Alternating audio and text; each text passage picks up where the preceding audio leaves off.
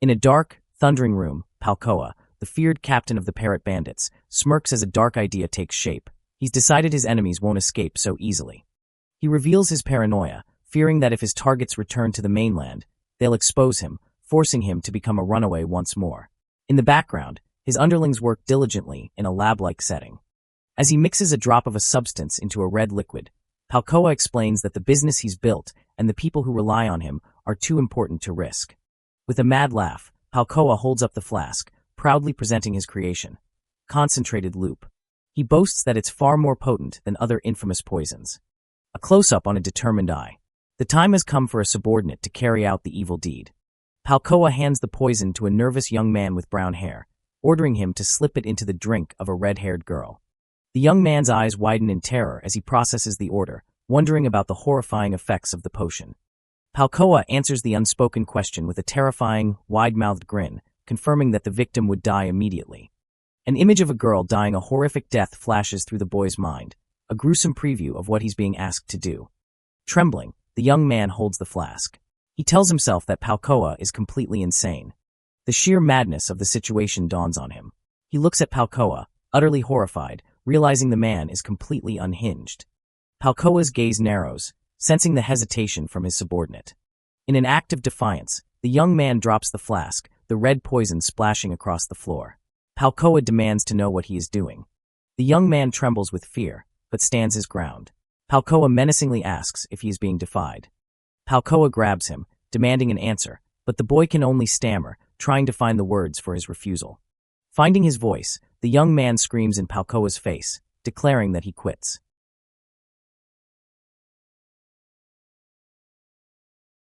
Enraged by the insubordination, Palkoa roars at his men to bring him the boy's little sister, revealing his cruel leverage.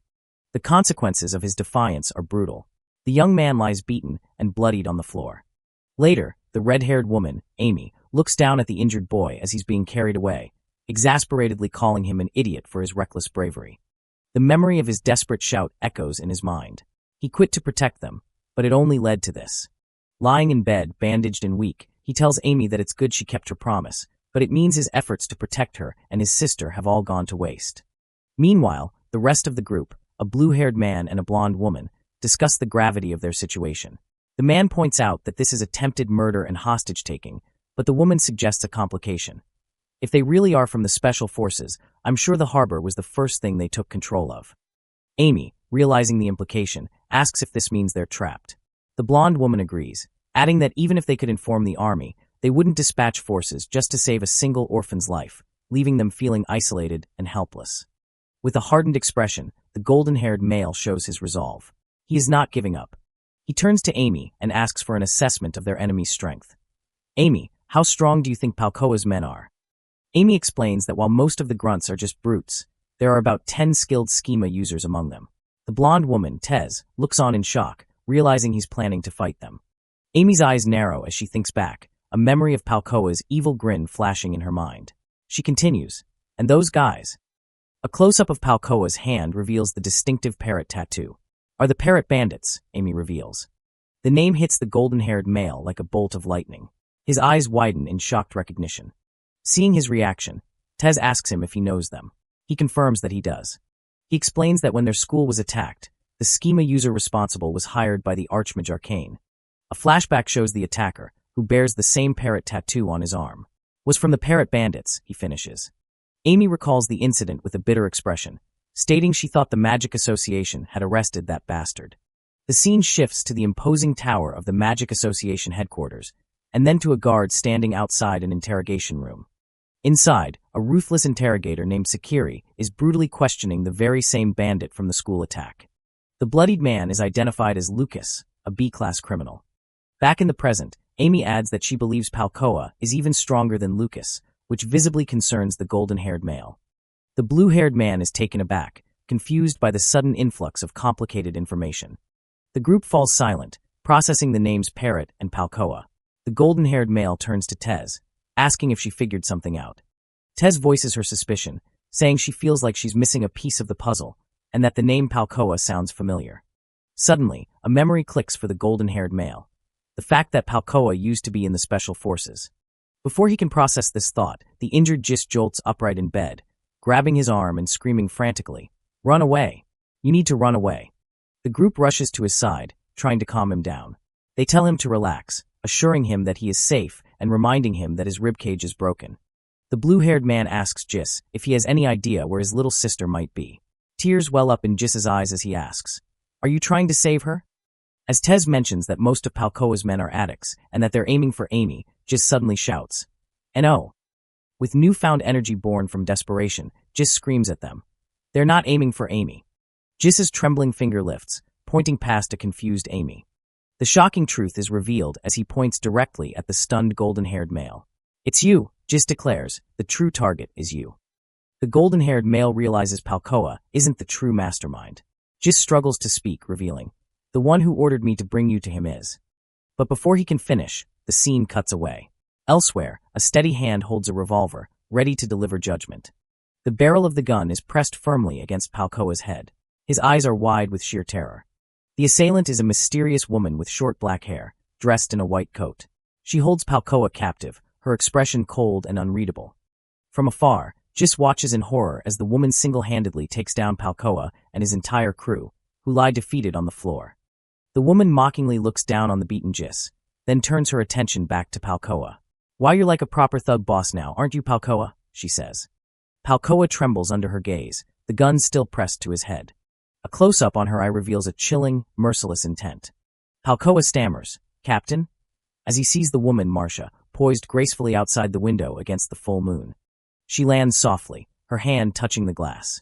With her back to him, revealing a massive, intricate wing tattoo, Marcia explains she was following someone when she heard a loud bang and came to investigate. "And what do you know? It's you." Palkoa breaks into a cold sweat, his face a mask of pure fear. He knows he is in deep trouble. Marcia grabs his head, her voice dripping with venom. "You were trying to hide from me? I thought we were supposed to be a family." Her eyes glow a menacing red as she pulls him close, a predatory smile on her face. "How have you been, my son?" A brief, jarring flashback shows a younger, kinder Marcia happily giving out food, a stark contrast to the monster she is now. Another memory flashes by, this one of a gently smiling man. The gun clicks. Bang. Palkoa's face is frozen in ultimate terror as he gasps out her name one last time.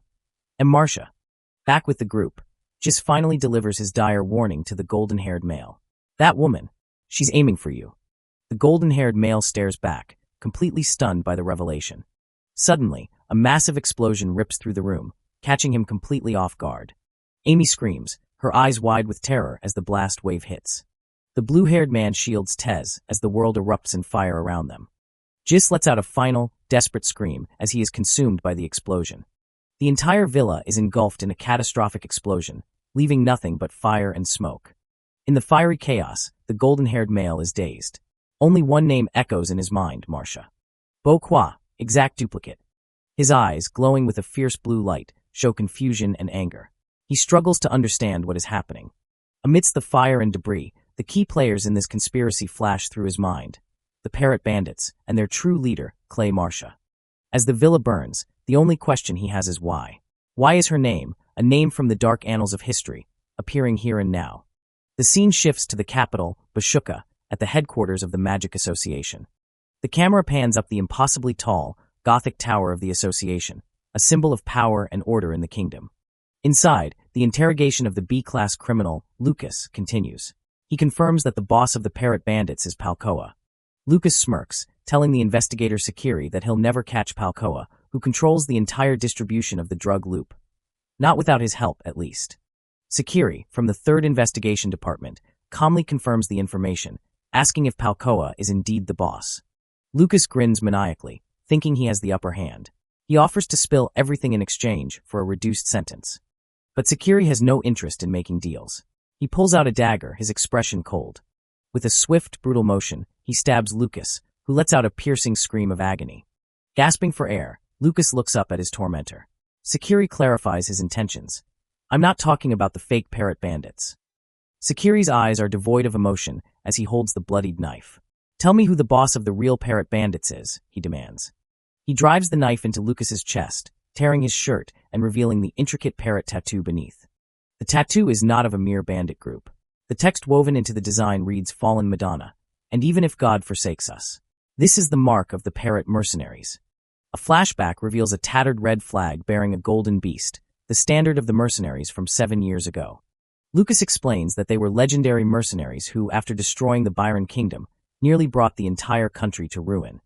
Sakiri recalls that the association's attempt to ambush them failed, and the surviving members scattered across the continent. Looking down at the broken Lucas, Sakiri states what he has pieced together. Now, the boss is trying to revive it again. Trembling in fear, Lucas finally reveals the identity of the true leader, a woman known as the Fallen Saint. Sakiri holds up a wanted poster. On it is the face of a black-haired woman with cold, empty eyes. Her name, Clay Marcia. Her bounty, 100 million gold. Lucas breathes out her terrifying epithet, the one that is everywhere, yet exists nowhere. Sakiri explains the difficulty in pursuing her. It's impossible to track her down, as every witness gives a different account of her, and they don't even know for sure if she's a mage. He wonders to himself, what is the true nature of her power? The scene shows Marcia, her back to the window, her eyes glowing red, a perfect picture of a mysterious and terrifying power. The story cuts back to the past, to the moment Marcia confronted Palkoa. With glowing red eyes, she commands him, "Wake up from loop." This is a flashback from Jis's perspective. He looks on in horror, with 2 of Marcia's subordinates standing ominously behind him. Palkoa collapses, bloodied and defeated, asking, "Why? Why did you appear?" he asks, completely shocked by her arrival. Jis watches the scene unfold, wondering if this broken man is the same Palkoa he knew. Palkoa reveals a deep-seated grudge, ranting about how they were thrown away by that damn Iron Kingdom. He clenches his tattooed fist, his knuckles white. With pure venom in his voice, he asks Marcia how she dares to throw them away and then show up acting like they are a family. The chapter opens with a brutal flashback where a bloodied and distraught subordinate points a finger at a mysterious dark-haired woman, accusing her of killing his entire family, brothers, and friends. A flashback reveals the dark-haired Clay Marcia, her eyes glowing red with a chilling gaze, as she cruelly mocks a subordinate, telling him he was tricked like an idiot. This manipulative display highlights her ruthless nature, as she blames him for the death of his family. The chapter opens with a brutal flashback, where a bloodied and distraught subordinate points a finger at a mysterious dark-haired woman, accusing her of killing his entire family, brothers, and friends. The scene depicts 2 pairs of legs, with bloodstains and a peculiar root-like object on the floor. A woman's voice accuses, "And because you guys ran away from the battle, we lost more family members than we had to." This is part of a flashback where Clay Marcia reprimands Palkoa. A close-up of a dark eye with a glowing red iris, belonging to Clay Marcia, as she sternly questions, "Now do you understand?" Palkoa, the captain of the Parrot Bandits, with blood on his face and a terrified expression, is the focus. A speech bubble above him reads, "The one who killed our family was you." He is being accused by Clay Marcia, though the previous chapter context wrongly implies Palkoa is the one giving orders to a subordinate and not being reprimanded. Another shot of the floor with blood and the root-like object, emphasizing the messy aftermath. Clay Marcia's voice continues, "It seems like whether it's the battlefield or real life, all you do is run away."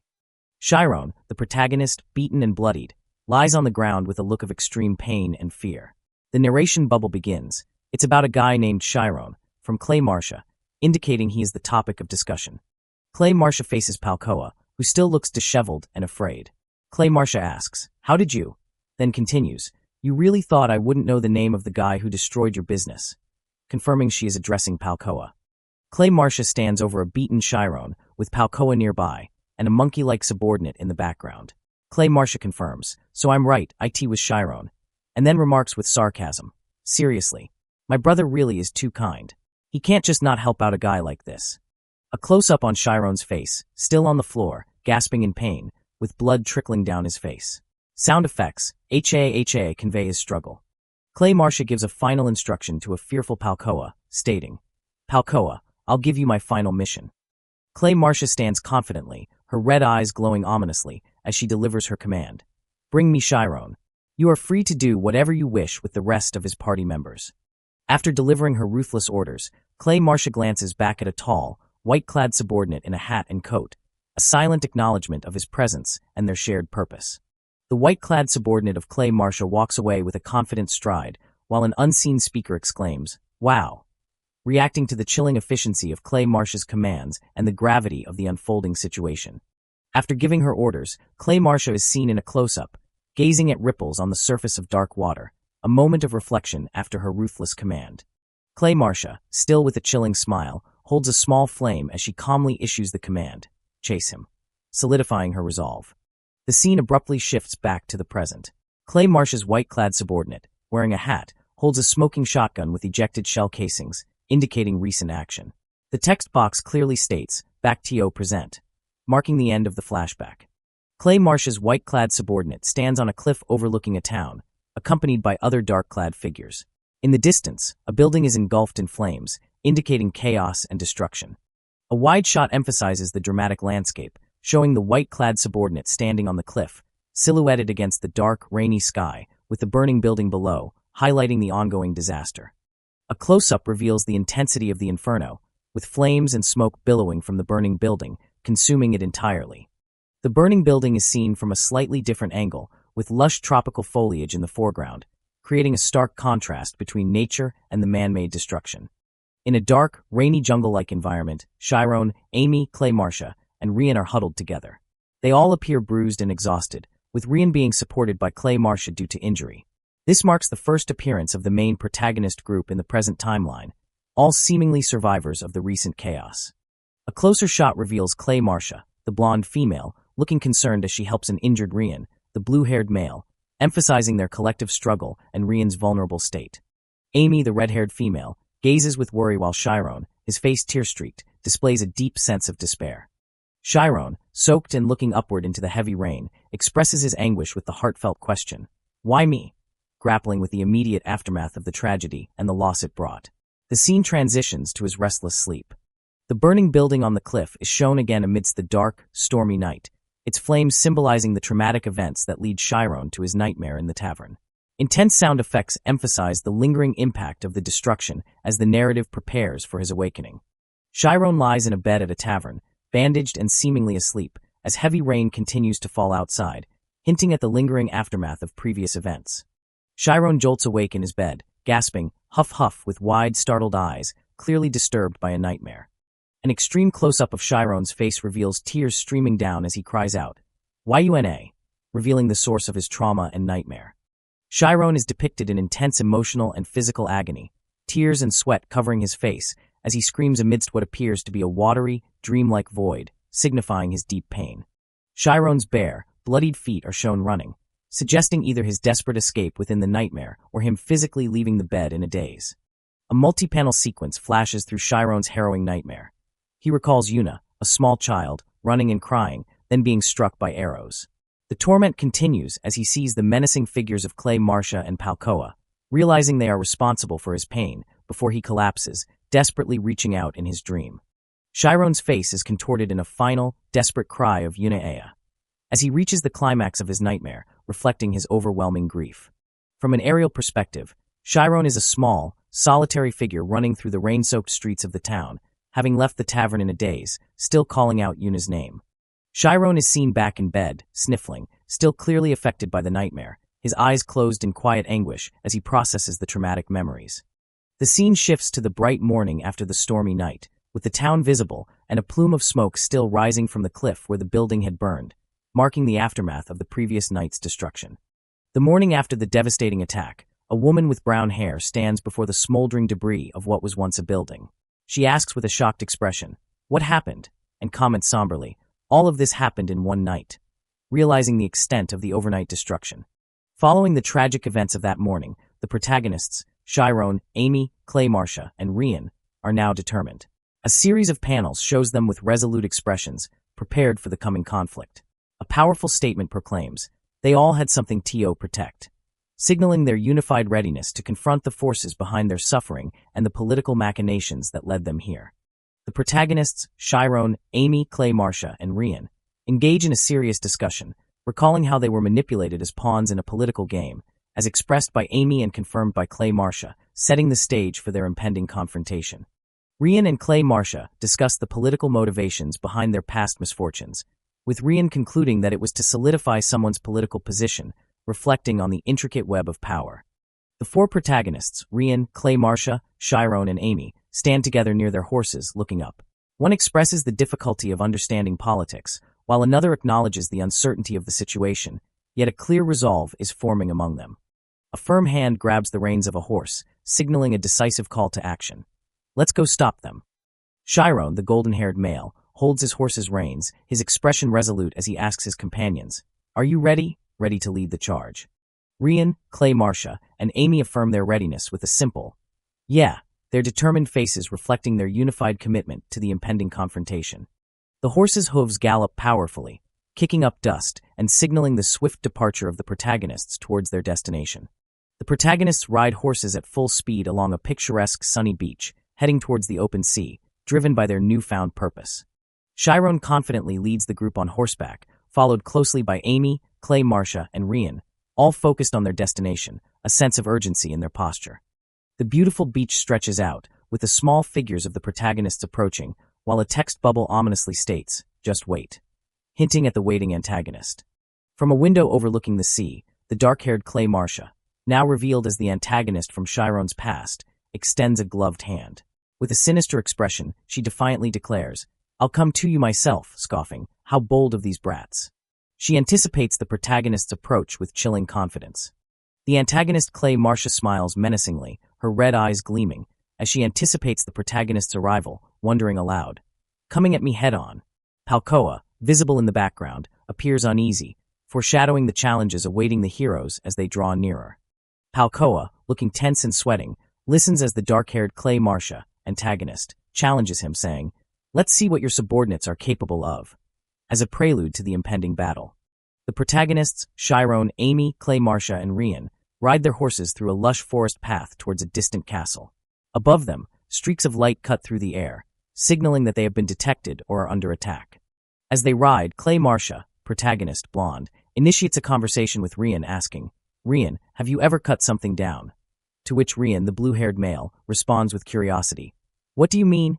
Clay Marcia clarifies her question, stating, "A person, I mean." She then presses Rian, "You have," and Rian reveals, "I once joined my father in clearing out bandits," hinting at his past experiences with violence. Clay Marcia then assumes Rian hasn't killed a person, asking, "You haven't, right?" Rian looks away, deep in contemplation, and hesitantly replies, "I don't," suggesting an internal conflict or a desire to avoid the topic. A close-up on Rian's resolute face as he asserts, "Think too much about my sword," indicating his determination to act decisively in battle without hesitation or overthinking. Clay Marcia smiles knowingly, satisfied with Rian's answer, and declares, "Yeah, that's enough," recognizing his battle-hardened resolve. A close-up of Clay Marcia's ear, twitching in response to an unseen sound, with the sound effect, indicating she has sensed the approaching enemies. Clay Marcia, looking alert and surprised, exclaims, "They're here," as several shadowy figures leap down from the trees, signaling the immediate start of the confrontation.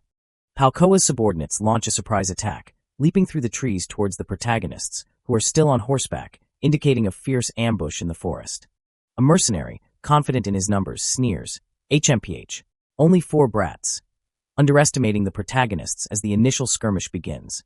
Amy, the red-haired female, unleashes a powerful burst of fire magic, engulfing the surprised mercenaries in flames, showcasing her formidable abilities and turning the tide of the ambush.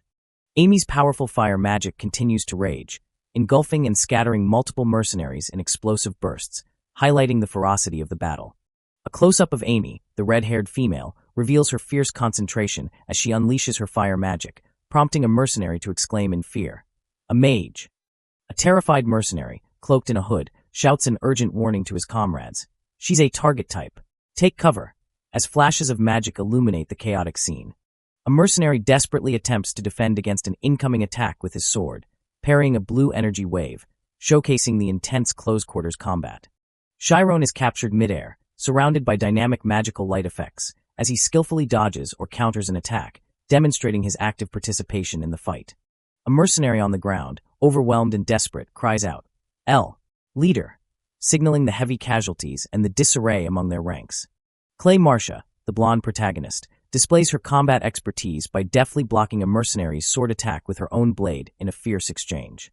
Clay Marcia, in a dynamic mid-air pose, expertly wields her sword, her agile movements and focused expression underscoring her effectiveness in the ongoing battle. A close-up highlights Clay Marcia's hand gripping a short, sharp dagger, ready for a precise and swift strike, emphasizing her versatile combat skills.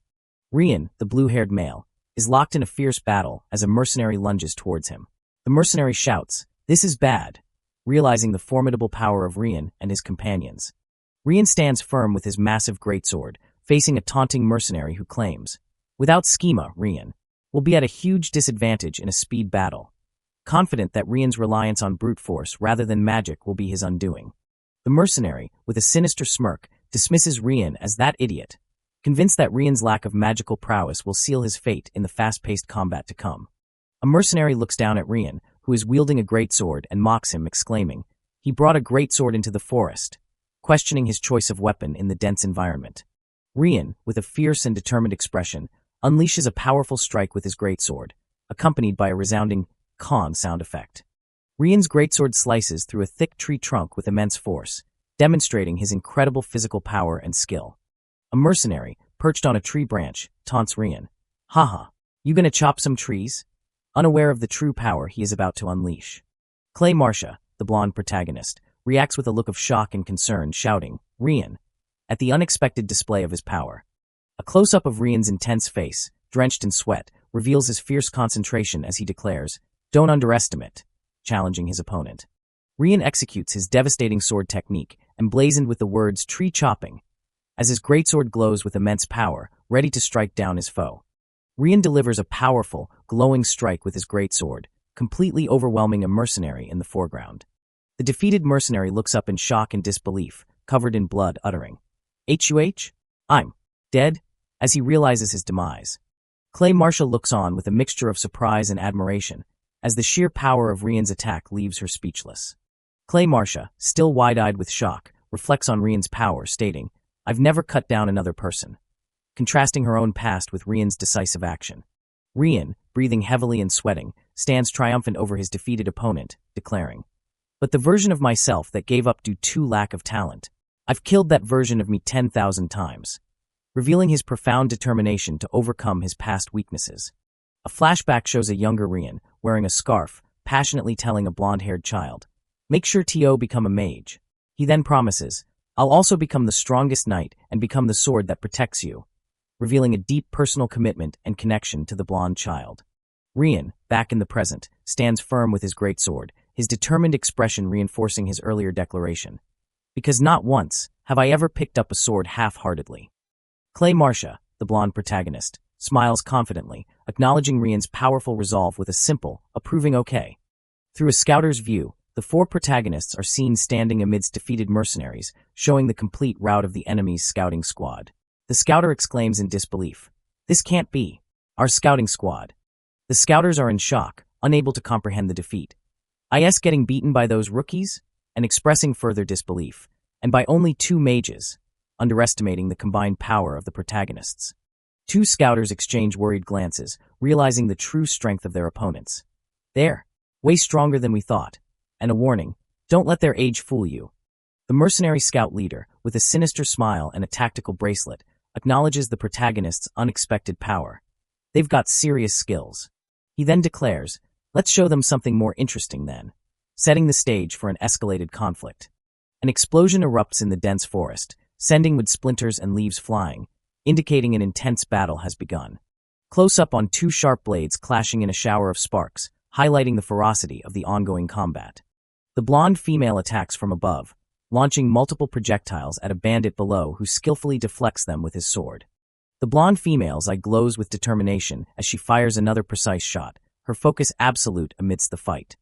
The blonde female gains the upper hand, landing on the bandit's back and forcing him to the ground with a powerful impact. A close-up on the blonde female's ear, with a twitch sound effect, suggests she senses something unusual or dangerous. With a panicked and urgent expression, the blonde female screams, "Rian, get down," warning her comrade of an impending threat. A blinding light fills the sky as multiple sharp, shard-like objects descend rapidly, revealing the nature of the danger the blonde female detected. Rian, the blue-haired male, lies on the ground, terrified, as arrows narrowly miss his head and embed themselves in the tree trunk behind him. Rian looks back with a shocked expression, exclaiming that he almost got hit, while the blonde female is visible in the background. Rian stands ready with his massive sword, joining other combatants, as the group fully engages in defending themselves against the ambush. Meanwhile, a male bandit with a beard and helmet stands on alert, surveying his surroundings, as another hooded figure with a bow prepares to fire from behind, highlighting the coordinated nature of the ambush. The bearded bandit, clearly in a state of panic, shouts for his comrades to scatter as a hooded figure stands alert behind him, sensing danger. Rian, wielding his large sword, and the unnamed blonde female unleash a flurry of attacks, creating powerful impacts as they fight back against the ambushers. Chiron, the golden-haired protagonist, soars high into the sky, leaving a glowing trail, preparing to unleash his powerful magic.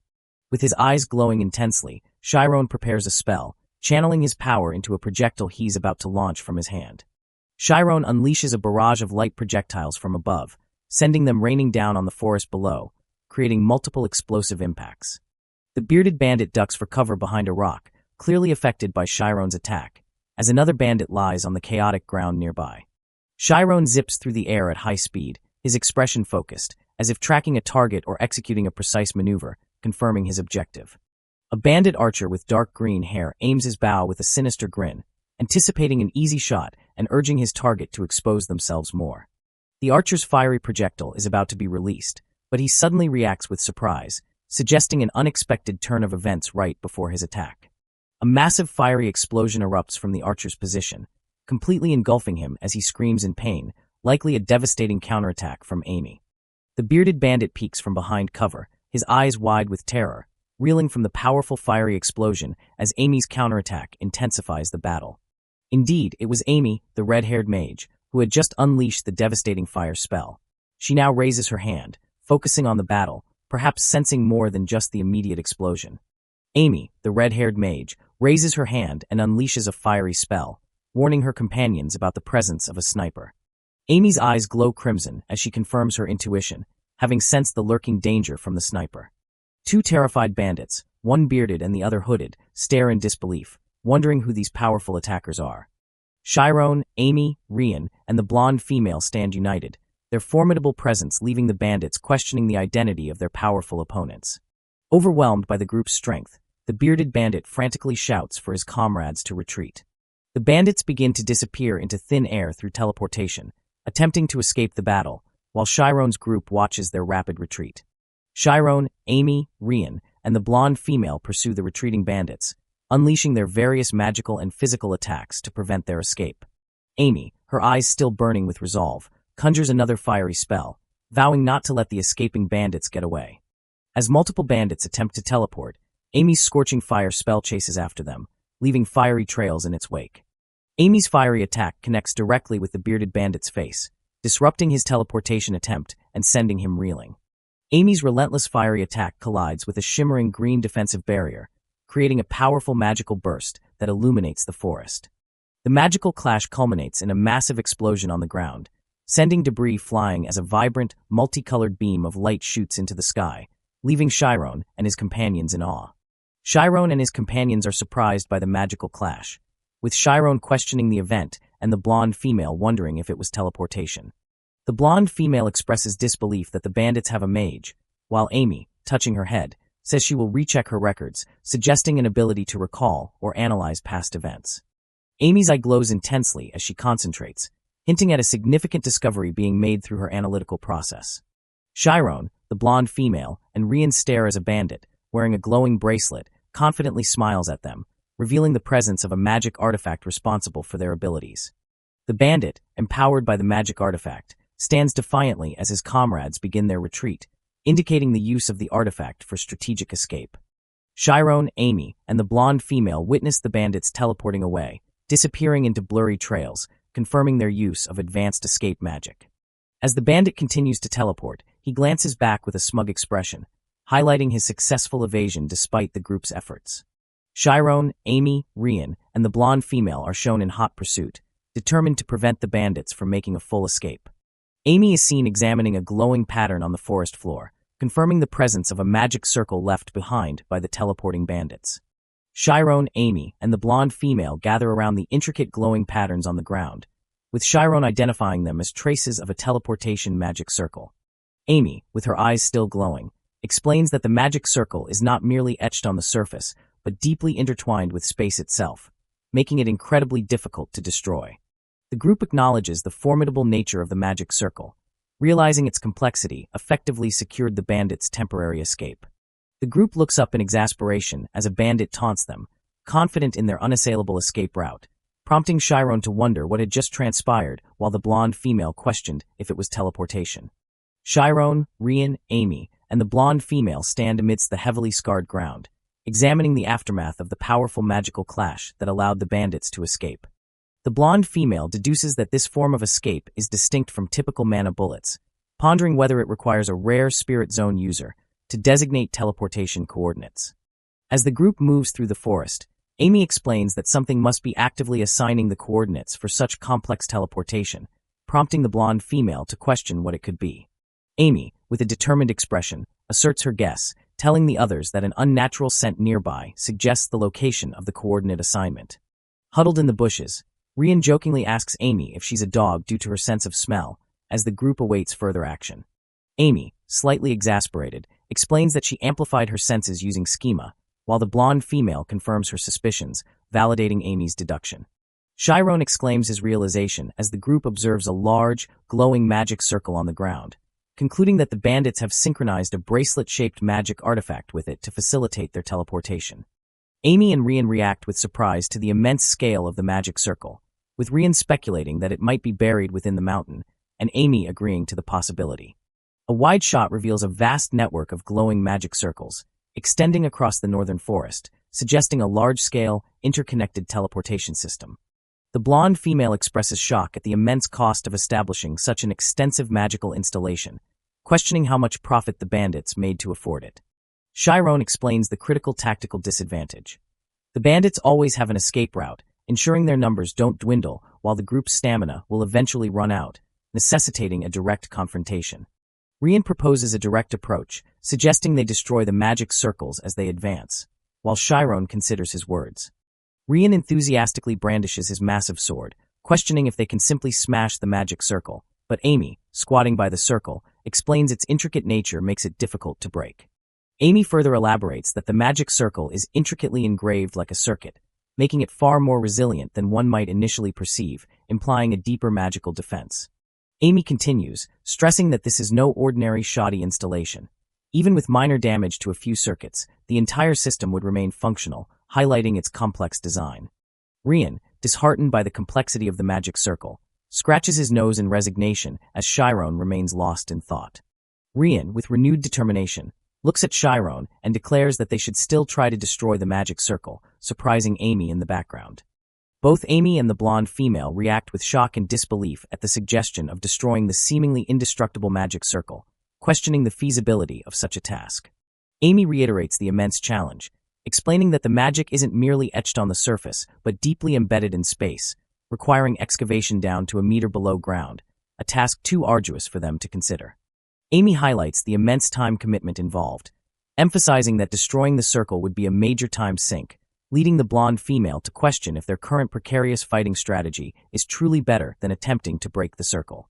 Chiron, deep in thought, confirms his agreement with Amy's assessment of the difficulty, but then hints at a solution, indicating he has a plan in mind.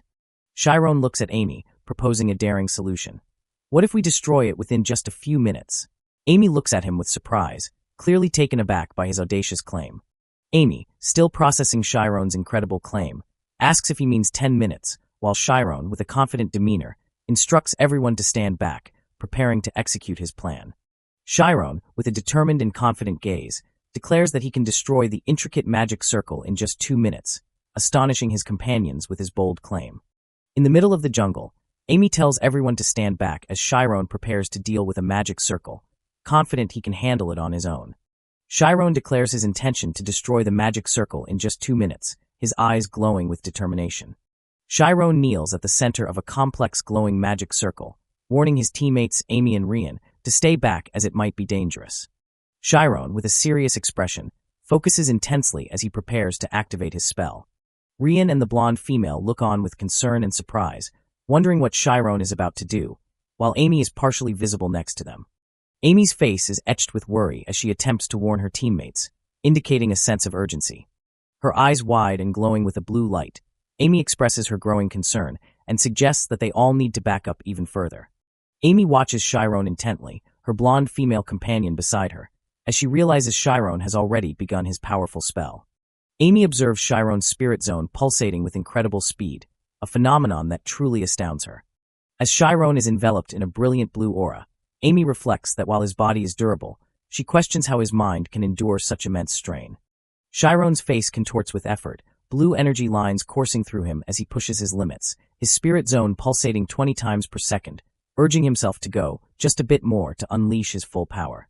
With Chiron's desperate cry to push a bit further, a powerful burst of radiant blue energy erupts from him, signifying the imminent completion of his potent spell.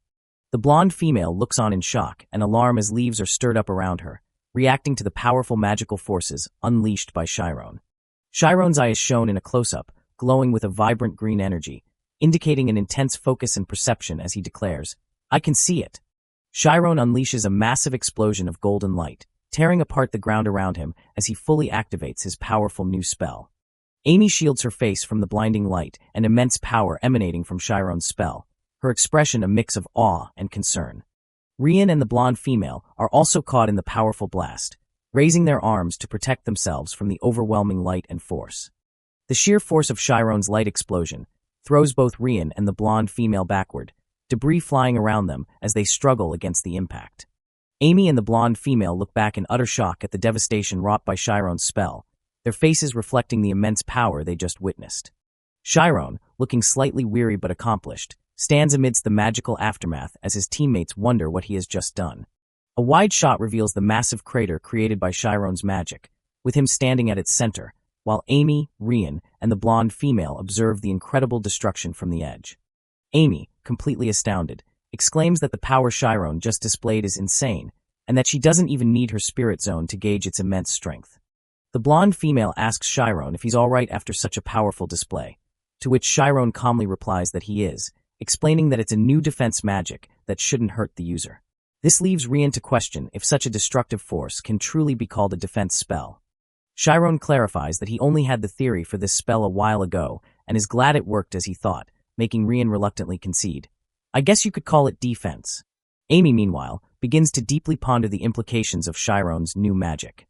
Amy, lost in thought, reflects on how the form of magic is dependent on the user and manifested by their imagination, pondering Chiron's recent display of power.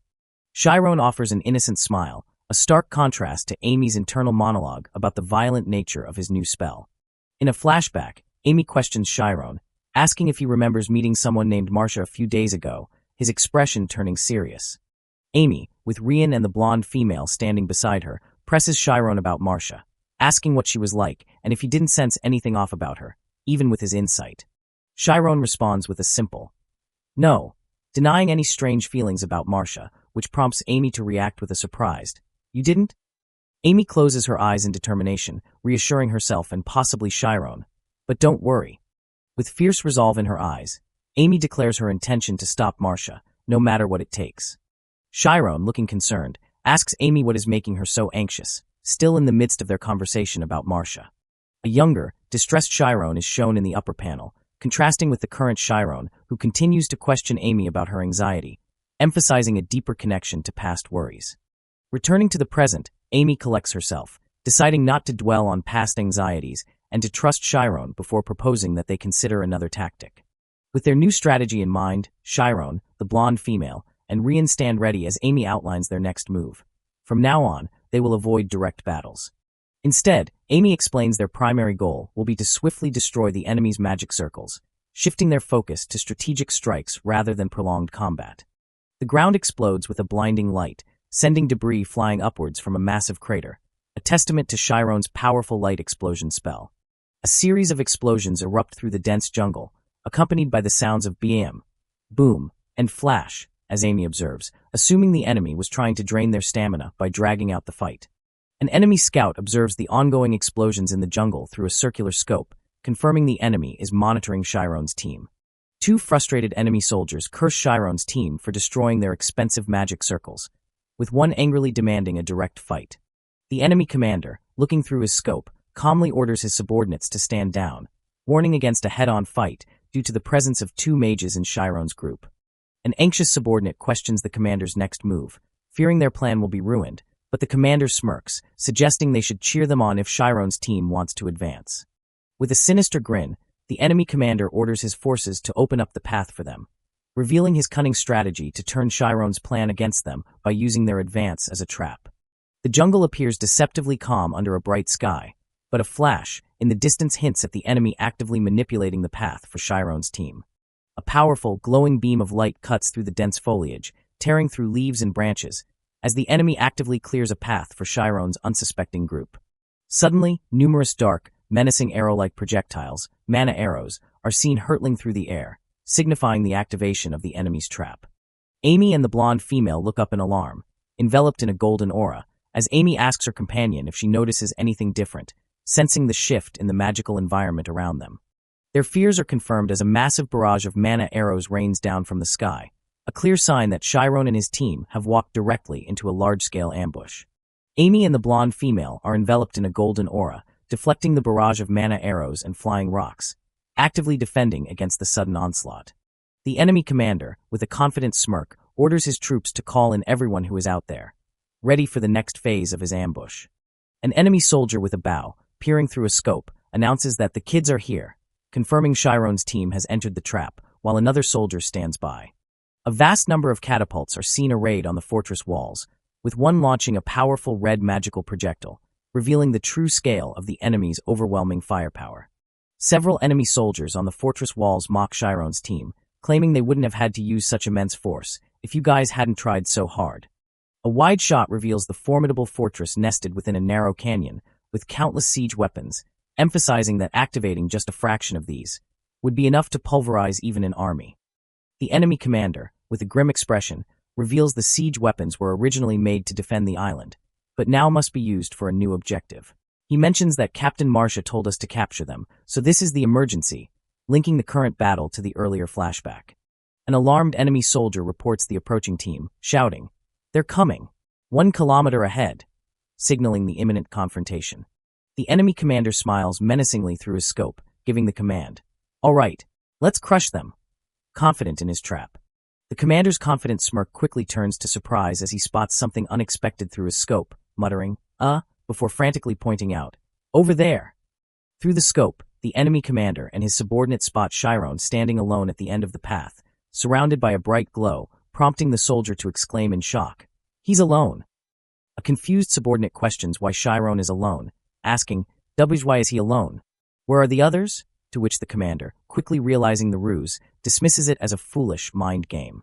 Chiron is playing to make us hesitate. The enemy commander, with a grim expression, explains to his surprised subordinate that Chiron thinks they won't activate the trap if he's alone because it would be a waste, prompting the subordinate to ask, "Then what do we do?" With a furious expression, the enemy commander declares, "We need to make him regret thinking that he can mind game us," before vehemently shouting, "Crush him!" A line of enemy archers, poised and ready, draws their bows, preparing to unleash a volley of arrows as part of the overwhelming ambush. Chiron stands alone in the path, surrounded by a golden aura, as a massive torrent of mana arrows rains down from the sky towards him, creating a formidable barrier. Chiron looks up with a determined expression, his eyes glowing blue, as he senses the incoming barrage of mana arrows. Large, menacing stone projectiles, launched from the catapults, hurtle through the air, adding another layer of danger to the already intense attack. 2 streaks of golden energy impact the ground with a powerful force, kicking up clouds of dust and debris, showcasing the initial destructive power of the enemy barrage. Rian, Amy, and the blonde female are seen desperately running uphill and away from the impact, looking back with expressions of concern and fear for Chiron. Amy screams Chiron's name, her face contorted in an expression of sheer terror and helplessness as she watches him face the overwhelming attack alone. Chiron's silhouette stands amidst a swirling cloud of dust, his eyes glowing blue, as he adamantly shouts, "Don't come," to his teammates, determined to protect them at all costs. Chiron appears as a small, isolated figure surrounded by massive, jagged rocks hurtling down from above, visually emphasizing the overwhelming scale and danger of the attack he faces alone. A close-up shot of a colossal, jagged rock hurtling downward intensifies the immediate threat, showcasing the immense force Chiron is about to confront head-on before it shatters. A massive rock shatters into countless fragments under a powerful blue-white impact, demonstrating Chiron's incredible magical defense. The ravine is now completely filled with shattered rocks and debris, forming a massive blockade leading up to the fortress wall, the result of Chiron's devastating defensive spell. Deep in the mountains, a mysterious cry echoes through the night from a lone hut surrounded by a barbed wire fence and traps. The sound is faint, like that of a baby, raising the question of who could possibly be crying this deep in the desolate mountains. Inside the hut, a man is startled by the sound. Believing a rat has snuck in, he reaches for his axe, ready to deal with the intruder. The man, Arian Vincent, steps out of his house with an axe in hand. He confidently thinks to himself that any thief would be unlucky to have chosen his house to rob. With a grim expression, he confirms his suspicion. This is a hunter's hut, a dangerous place for any uninvited guest. Vincent stands outside, noting that the intruder managed to avoid his traps. He realizes this is no ordinary thief, but remains confident his sharp hearing won't be deceived and prepares to strike. He lunges forward, swinging his axe with formidable speed and power, aiming to end things quickly. But as he lands in the stable, he finds it empty. Confused, he sighs, realizing there's no one there. He begins to doubt himself, wondering if he's hearing phantom sounds again, a phenomenon that started after he and his wife learned they couldn't have a child. Just as he turns away, his eyes fall upon a bundle in the hay. He stares in utter shock, discovering a baby lying in the manger. Vincent picks up the infant, his face a mixture of anger and confusion as he holds the abandoned child. He looks closer at the sleeping baby, his hard expression beginning to soften as he takes in the innocent face. A warm, ethereal light envelopes them as Vincent holds the baby close, his initial hostility melting away into a gentle embrace. The commotion wakes his wife, Olena. She comes out, wrapped in a blanket, and asks him what's wrong. Vincent turns to her, calling her name. Olena stares in disbelief, her voice filled with shock as she asks her husband why he's holding a baby. Vincent hesitates, unsure how to explain the situation. He sweats nervously, struggling to find the right words to explain this unbelievable discovery. Standing together in the soft moonlight, Vincent looks at Olena and says what his heart is already telling him, that this child is their baby. Balkwa, titoka. And so the story begins. A long time ago, something magical happened. It is said that when a certain man opened his eyes and waved his hand, a sudden wind would gather the clouds, and soon after, rain would begin to pour from them, quenching the thirsty earth. With his power, the dry land became lush and green. The villagers, overjoyed, sang songs of happiness and gratitude. He also protected the village from dangers, using his mystical powers to drive away threats and bring peace to the land. Thanks to him, the people of the village were no longer thirsty or hungry, living in an era of prosperity and safety. But his work wasn't finished. From a small study filled with books, he continued to research tirelessly for the sake of the people. They witnessed his extraordinary abilities, considering them to be nothing short of magical, and so, they gave him a name that would echo through history, Mage. The scene transitions from the story to reality, revealing that someone is reading the tale of the mage. The reader is a young, bright-eyed boy. A caption introduces him as Arian Chiron, now 12 years old. He happily greets his approaching father. His father, Arian Vincent, now 40, looks on with a warm, loving expression, carrying a heavy load of wood and his axe. Vincent playfully picks up Chiron and swings him around, telling his adorable son that it's time to go home and eat. While being held by his father, Chiron excitedly asks how someone can use magic. Vincent is taken aback by the sudden question. As they walk home together, Vincent laughs and tries to explain magic in terms a boy can understand, jokingly suggesting that felling a tree with a single axe swing is a form of magic. As they walk down the path, 2 other village boys spot them and call out to Mr. Vincent, noticing Chiron is with him. The boys watch them go, commenting on how Chiron never stops reading, even when they ask him to play. They look at the large book he carries and wonder if he can even understand it. One of the boys whispers a cruel rumor he heard from his mom, that Chiron's parents found him somewhere, and maybe he was abandoned for being so weird. Although he is some distance away, Vincent overhears their hurtful words. He clenches his fist, a dark aura of anger emanating from him as he thinks, "How dare they say that about my son?" He grits his teeth, trying to suppress his rage for his son's sake, but the insult has clearly shaken him. To distract Chiron and cover his own anger, Vincent loudly and cheerfully repeats his earlier sentiment, that felling a tree in one swing must be magic. Wanting to make his son feel better, Vincent calls out to him. As a reward for helping with work, He promises to take Chiron to the city tomorrow to buy his favorite fruits. Chiron is overjoyed. Vincent walks on, internally apologizing for being a lacking father, unable to shield his son from such cruelty. Beside him, Chiron is ecstatic, eagerly looking forward to their trip. Vincent places a gentle hand on his son's head, reassuring him, "No matter what anyone says, you're my son." Touched, Chiron looks down at his book, his desire to learn more rekindled. A close-up shows Chiron's bright, determined eyes, his mind now set on a singular goal. He wants to know more about magic.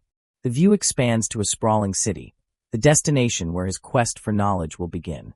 They arrive at the gates of Craze, a countryside city within the Thormia kingdom. Riding in the back of the cart, Chiron looks around with wide-eyed wonder, exclaiming, "Wow, so this is a city." The city is bustling with life. Chiron sees well-dressed people browsing in a clothing store, a sight completely new to him. He observes elegant children enjoying street food, while a gentleman reads a newspaper, absorbing the vibrant atmosphere of the city.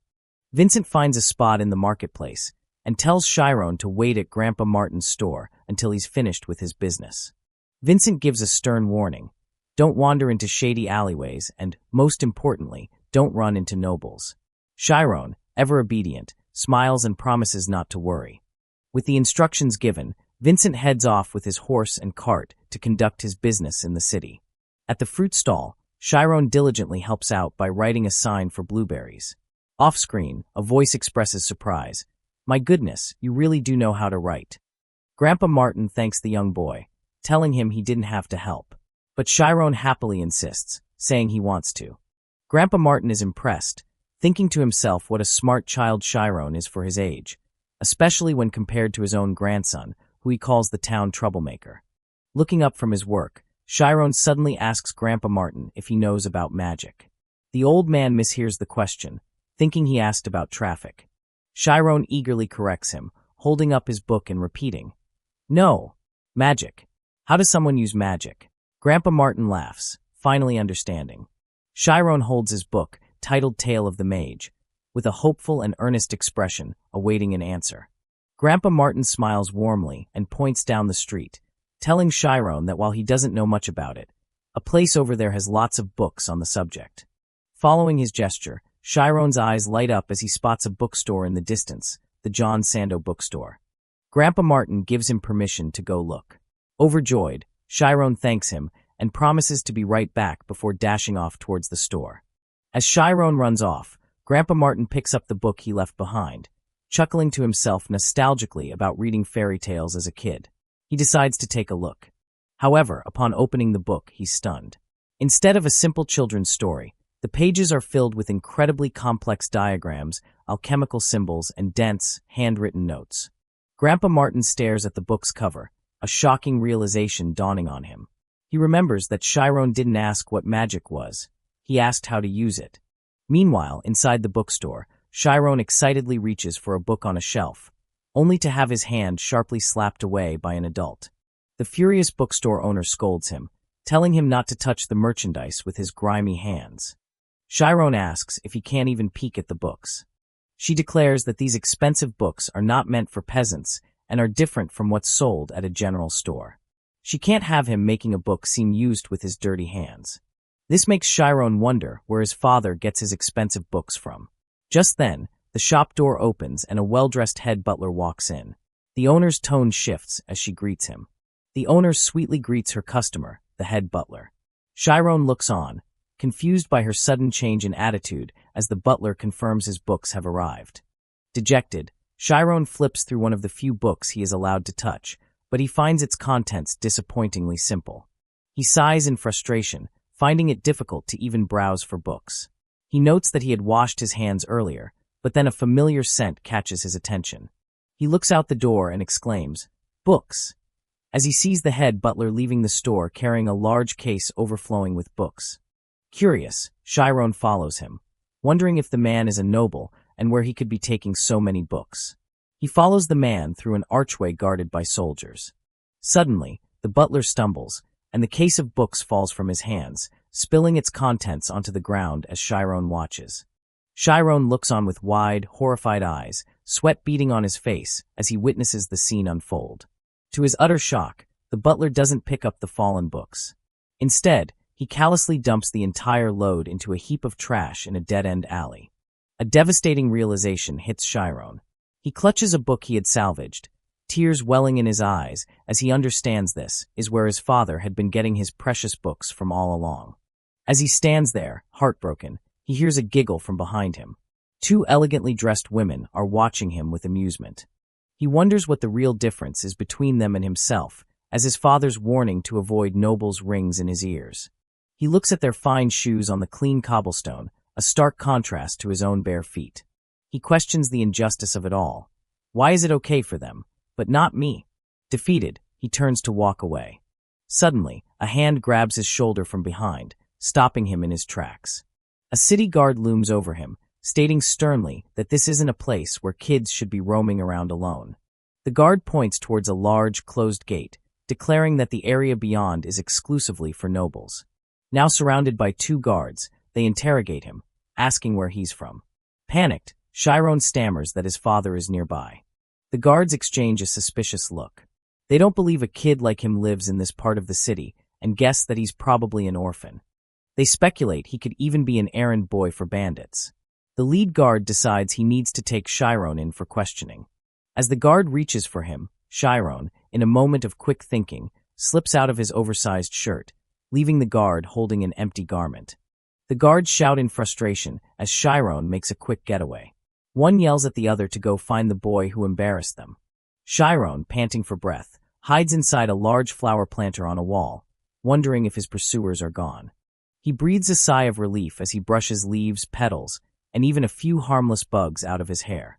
Getting to his feet, he realizes he lost a shoe in the escape and grimaces, thinking his dad is going to scold him. He looks down and spots his missing shoe lying on the stone path a short distance away. As he hops on one foot to retrieve his shoe, a voice from over the wall stops him in his tracks. The voice, deep and authoritative, announces the day's topic of discussion. What is magic? Chiron freezes, his attention completely captured. Looking up, he hears another voice, a student's, pleading with the headmaster to demonstrate by shooting fire. A thought sparks in Chiron's mind. Could this place be a magic academy? He immediately begins scrambling up the high stone wall to see what's happening on the other side. Peeking over the wall, he sees a group of students gathered around an old man. The headmaster asks his students, "What do you think is the most important talent when it comes to learning magic?" The noble students shout out their answers. Knowledge, hard work, money. Chiron listens intently from his hiding spot. Chiron ponders the question himself, wondering if the answer is simply being a noble. Then, the headmaster reveals the true answer. The most important talent for learning magic, he declares, is insight. The word resonates with Chiron, his eyes wide with curiosity. The students are baffled, asking in unison, "What's insight?" The headmaster, Maralfias, smiles knowingly. He asks if anyone present doesn't know what 1 + 1 is. When they scoff, he challenges them. "Then can someone explain to me why it's 2? The students fall silent, unable to answer. He continues, explaining that just like we understand that 1 + 1 is equal to 2 without concrete proof, we can feel and accept magic because it is also a fundamental law of the world, perceived through insight. This, he concludes, is why insight is more accurate than knowledge and faster than hard work." The students marvel at the idea, and Chiron gulps, completely engrossed by the lecture. Then, with a knowing smile, Maralfias turns his head slightly and says, "That's right, child standing behind the wall." Chiron flinches in shock, realizing he's been discovered. The headmaster calls out, saying he'd like to hear the boy's thoughts. Panic sets in. Chiron's heart pounds as he debates whether to run or answer, acutely aware of his disheveled appearance after hiding in the planter. He fears what the nobles might do to him, but in that moment of crisis, a single, powerful thought cuts through his fear. He knows that if he runs away now, from this chance to finally learn about real magic, he will regret it for the rest of his life. With newfound resolve, he launches himself over the wall. He tumbles ungracefully onto the academy grounds, landing right in the middle of the outdoor lesson. Stunned, Chiron looks up, his eyes reflecting the sky, utterly speechless as he finds himself face to face with the headmaster and his students. For the first time, he sees the full, breathtaking view of the Magic Academy, a beautiful, sunlit lawn where the lesson is being held under a magnificent tree.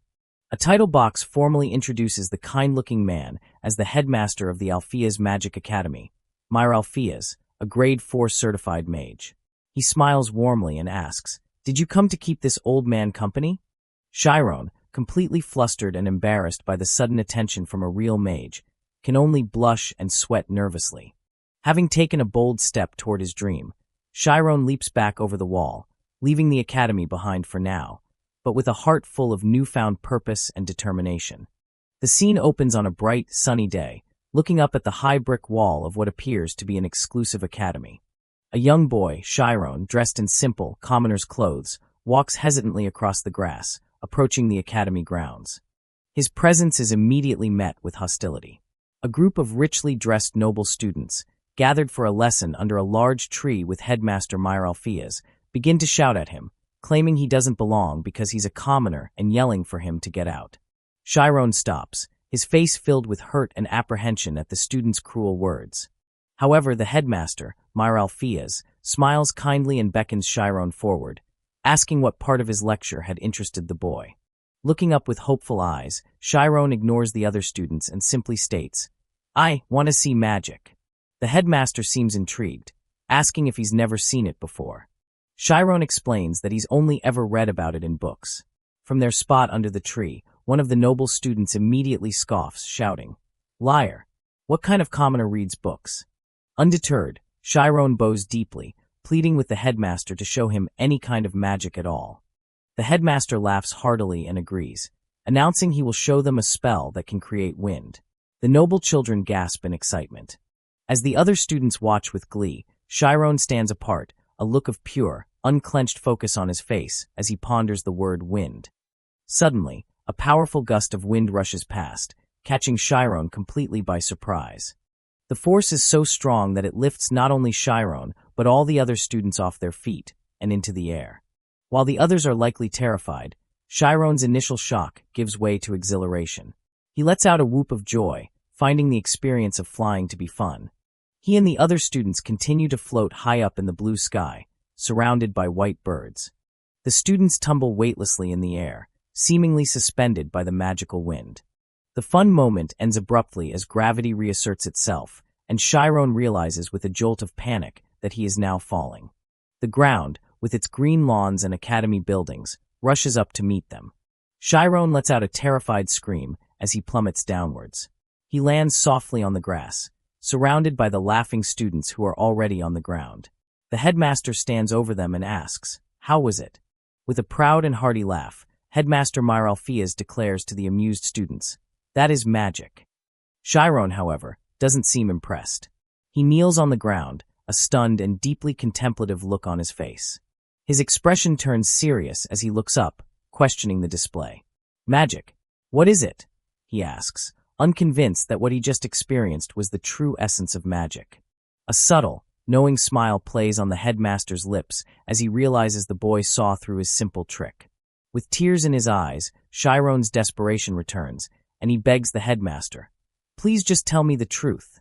The noble students are aghast at Chiron's demand, whispering among themselves about his rudeness toward the headmaster, noting that not even teachers speak to him that way.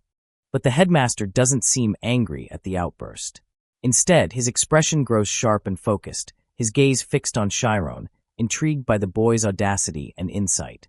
Chiron stands firm, his expression resolute as he awaits the headmaster's answer.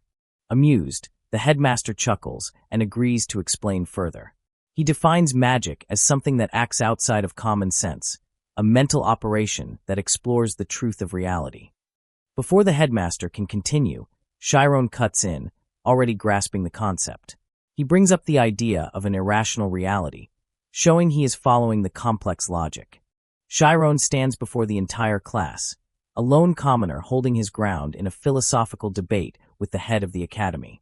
The headmaster is visibly impressed and intrigued, stroking his beard as he asks if Chiron had read these complex ideas in his books as well. Chiron explains that he simply saw similarities between books. He notes that many great ideas were first considered irrational, but were eventually accepted as new truths. He concludes his thought, suggesting that perhaps the real truth is hidden within that very irrationality.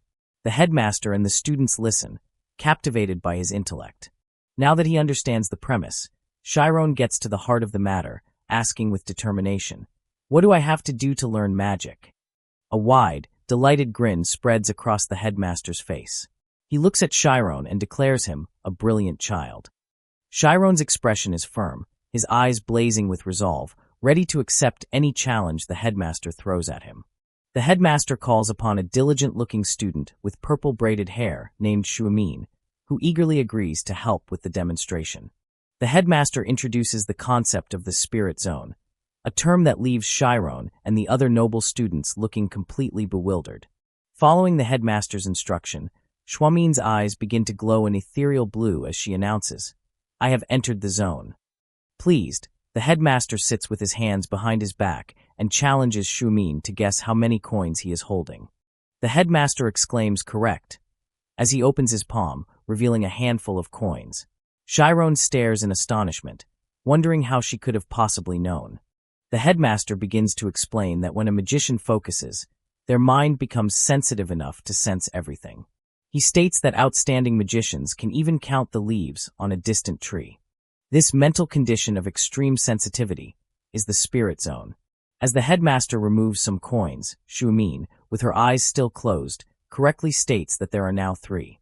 He elaborates that a magician who enters this state becomes aware of the world in a supernatural way, eventually allowing them to dominate reality itself. Chiron has an epiphany. He realizes Shuamin wasn't just counting the coins, she was feeling the entirety of the situation. A new thought forms in his mind. Anyone can do it.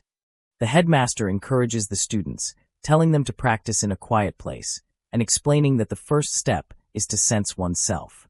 He continues, explaining that once they can sense themselves, an entirely new world, different from the one they know, will open up to them. Chiron immediately processes this and voices a profound deduction.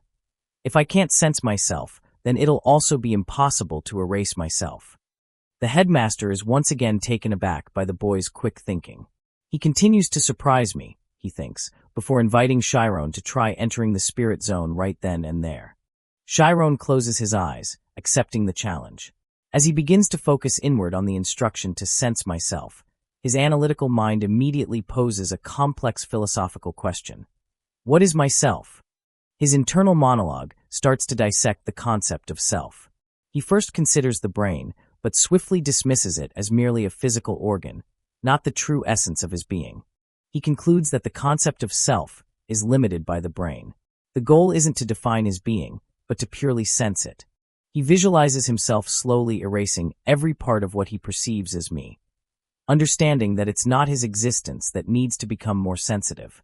Instead, by erasing everything else, only the raw, sensitive mind will be left behind. With a flash of brilliant blue light, Chiron successfully erases his sense of self. Suddenly, his perspective shifts entirely. He is no longer in his body, but is observing the entire scene from a distance, as if looking through a strange lens at the headmaster and students sitting under the tree. Reality snaps back into place. The headmaster looks at him and asks with a knowing smile, "How was it?" Leaning forward with keen interest, Headmaster Myralfias asks the boy, "What did you feel?" Chiron opens his eyes, looking completely overwhelmed by the experience, and manages to utter a single word. "Sound." He elaborates, stating, "I heard all sounds." The noble students begin to laugh, finding his answer ridiculous. The headmaster, however, hushes them, clearly understanding the significance of Chiron's words.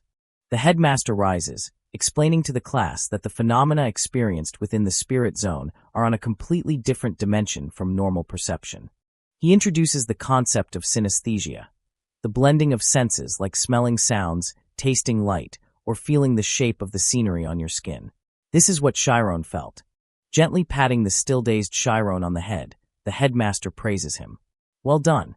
If you keep practicing, you'll be able to hear many more sounds in the future." With that, the headmaster announces the end of the special lesson and leads his students back toward the school, leaving Chiron standing alone on the lawn. As he walks away, the headmaster thinks to himself with a sigh. It's regretful. He's a talented child. He laments the world's social structure. wondering what Chiron could have accomplished if he'd been born a noble and received formal training from a young age. A look of profound sadness and regret crosses the headmaster's face, mourning the potential lost due to the boy's commoner status.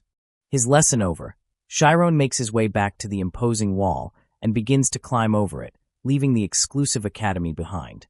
He lands on the other side, panting heavily from the physical and mental exertion of the day's events. Still breathless, sweat dripping down his face, a profound realization begins to dawn on him. His eyes fly open, glowing with the same blue energy as the spirit's own. With his hair seeming to float with power, he stares forward in absolute shock and exclaims, "It really worked!" Rocks crash violently down as the ground trembles from the impact. A red-haired woman, flanked by her companions, fixes her gaze fiercely forward. A group of men stand confidently, their smug expressions daring anyone to challenge them. A furious eye blazes with intensity, reflecting imminent danger. A man recoils in shock, yelling as an explosion erupts before him. A blinding blast bursts forth, consuming everything in its path. The red-haired woman's eyes widen as she urgently shouts, "The rocks!" Shards of debris and fire envelop a lone figure who vanishes in the chaos. Golden fragments scatter at dizzying speed across the battlefield. Shockwaves ripple through the air as power surges and raw energy crackles. Three companions watch, awestruck, as the red-haired woman unleashes her true strength. She glares silently, recalling how her blade was struck aside by raw force moments ago. A blue-haired man summons a radiant weapon, his focused resolve clear to all. The enemy glares warily, hinting that tactics will decide the outcome of this clash. He stares, aghast, struggling to comprehend the chaotic spectacle unfolding. A sudden flare shines red as a man stands alone within a haze of smoke and ash. He narrows his eyes, spotting the crimson beacon among the shattered ruins. She realizes with dread that her opponent also possesses forbidden knowledge. This fight is far from over. A terrified man collapses screaming as chaos erupts all around him. Clutching his head, another fighter senses disaster looming closer. A blinding vertical flash frames the words, "The gate is being destroyed." A crimson explosion bursts violently, sending shockwaves across the field. From atop the wall, archers are ordered to end the nightmare by any means. Another thunderous detonation rips through stone and steel, scattering debris. Cascades of golden energy spiral downwards in fierce, unpredictable patterns. For warriors encircle a lone figure, confusion etched in their faces as they demand answers. Vivid swords clash in a flurry of sparks as power meets desperation. His face twisted in disbelief, a man mutters that victory was supposed to be impossible. Head bowed, the red-haired woman quietly contemplates her own hidden power. A boot slams against the stone, ready to unravel the fate that hangs in the balance. Blue eyes hardened, a blonde youth demands retreat as tension suffocates the air. The opposing leader sneers, calling out to the brat with malicious glee. Silent rage bubbles beneath the blonde's downcast gaze, his fists trembling. A single resolute fist tightens, the vow to destroy you, echoing in his mind. He weighs impossible odds, fists clenched, as desperation fuels his next choice. Bright explosions ripple down the narrow alley, deciding the victors in an instant. A wall of blazing explosions overtakes everything in its path, leaving no room for escape. A face contorts in horror, mouth agape as fiery destruction descends from above. Blue-haired and white-haired allies approach cautiously, their eyes fixed on the ruined ground. A deep rumble across the mountain ridge sends tremors through the earth. Poised with a tail curling behind, a vigilant woman surveys the devastation in silence. Brooding over fallen comrades, an older man mutters that all his men lie defeated. A lone figure, drenched in shadow and crimson, staggers wounded amid falling debris. In a vertical strip, panels flash, roaring flames, collapsing bodies, and the toll of battle. The red-haired woman glides her curved blade against the stone, reflecting on past struggles. From behind, steel arcs against the cobblestones, each stride echoing determination. A steady advance breaks the water's surface as boots march unwaveringly forward. Three survivors stride through the aftermath, their unity undiminished by loss. A gold object slips from the blonde's fingers, tumbling toward uncertain fate. The world erupts again with violent orange fire, shaking hope's resolve. He barely dodges the blast, catching only the glow of danger passing by. Watching from behind a shadowed pillar, a woman whispers, "How impressive." Amid crackling embers, a tactical mind calculates what losses can be sustained. With bloody wounds and fierce eyes, she declares her vengeance as the true heir. The words "Agato Freeman" echo in the air, carrying heavy consequences. A blond boy glances upward, uncertainty glimmering in his pale eyes. Another explosion ignites, painting the sky in a violent blaze of red and yellow. Leaves scatter as footsteps disturb the quiet forest floor. A lone figure stands in a trench coat, pistol drawn and attention fixed. Monochrome lines descend, suffocating the moment with dread. A narrow vertical montage spirals, depicting fleeting moments and silent escape. In a cold, blue-lit room, two figures converse about the danger of sending back Freeman. A woman's gasp breaks the silence, fear sharp in the shadows of her room. She bolts upright from bed, struggling to shake phantom memories. A dark-haired girl sits on a cot, wary under the sterile prison light. A lone figure dashes up into daylight, fleeing with desperate speed. Boots press into mossy ground, disturbing the stillness beneath ancient trees. Amid the dappled forest, the blond boy appears resolved as crimson hair glows beside him. His eyes flare with supernatural blue, determination surging from within. Surveying from above, a silhouette calculates every possible escape route. Blue and gold profiles draw close, searching for hope amidst the chaos outside. A white-haired ally calls for Amy, as forest shadows threaten to swallow her whole. Two determined figures stand side by side, steeling themselves for the conflict ahead. A blond youth gazes upward, analyzing the risk that lies before them. The red-haired woman looks down, her face a silent question challenging his resolve. She turns, her gaze cutting through the group as she asks if he has any regrets. He squares his shoulders, assuring her that he is ready despite the uncertainty. A stoic figure, surrounded by his followers, stands poised and commands his opponent not to move. A dark-haired woman peers through the shadows, demanding Chiron be brought to her. Flames blaze behind a lone warrior, his silhouette tall against the inferno. The man in white stands amid the fire, unimpressed but unyielding. A close-up grin slices across the face of a challenger, who respects bold decisions. The red-haired woman steps forward into the clearing, shrouded in mystery and purpose. A blonde woman is subdued on the ground, her determination visible despite her defeat. A figure's outstretched hand cracks with tension, inviting a final confrontation. With a wicked grin, the red-haired woman readies her next move, taunting her adversary. A blue-haired fighter braces for action, weapon raised and unwavering. A heavy boot slams against the stone, tension reverberating through the ground. Their gazes intertwine, wordless understanding passing between the trio.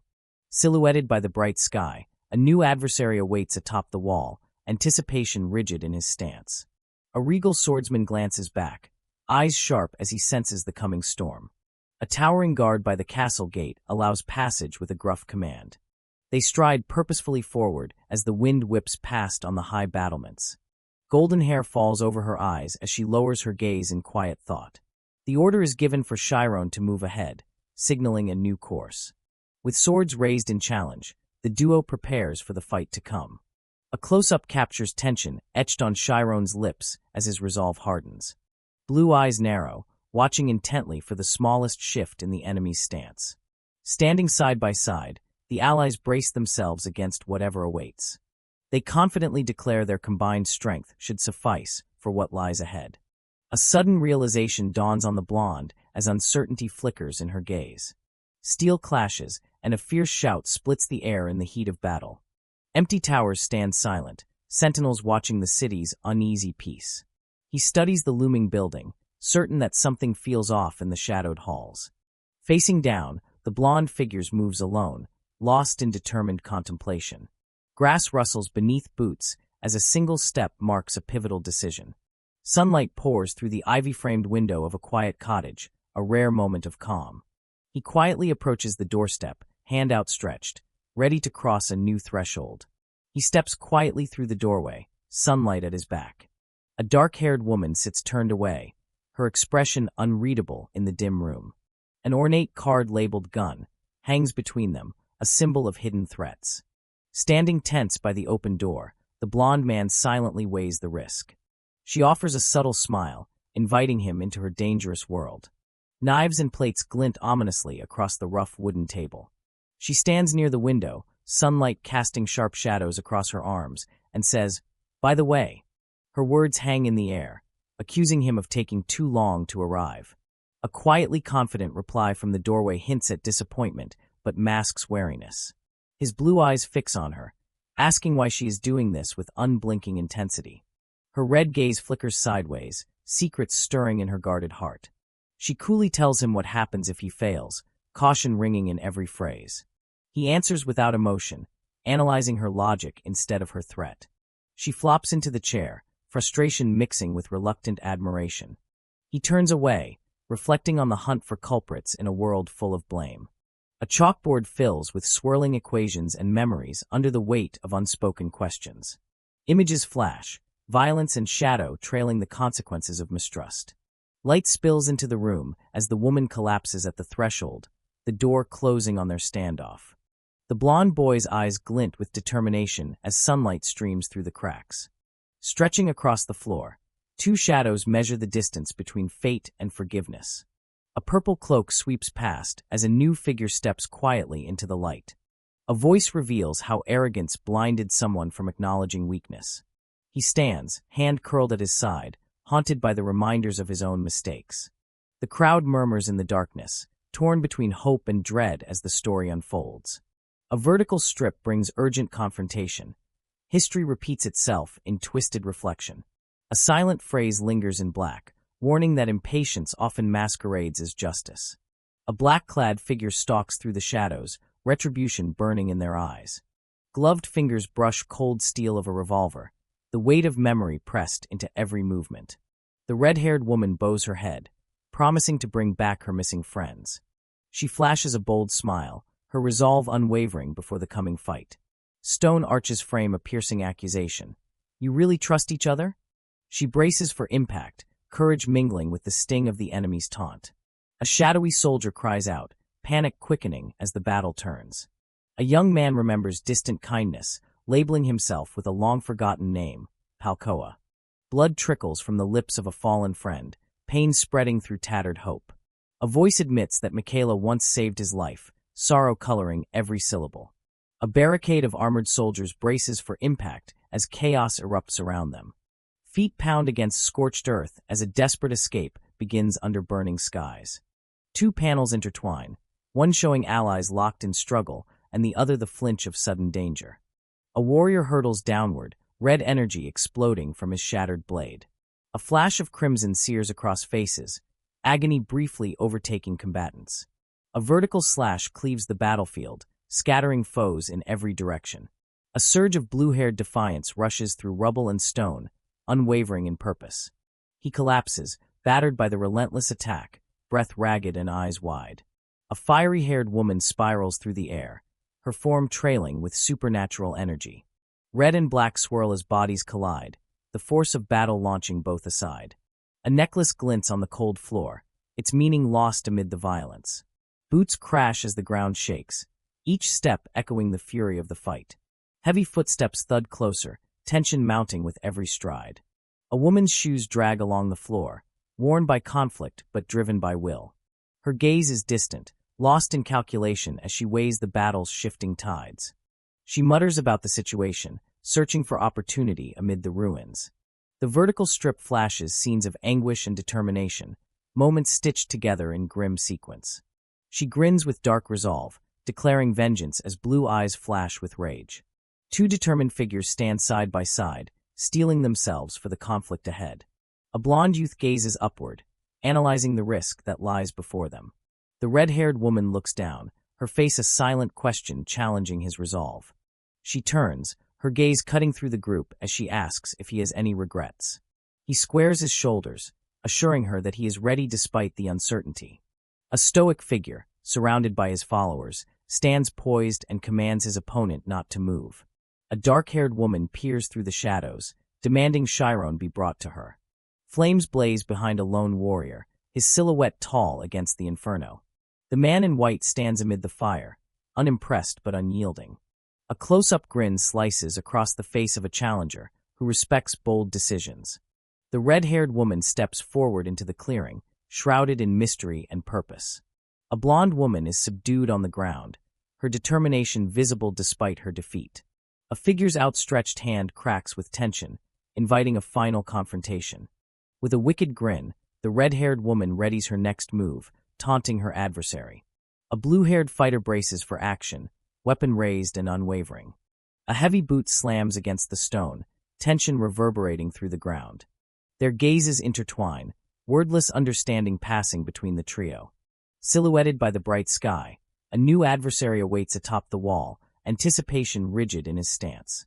A regal swordsman glances back, eyes sharp as he senses the coming storm.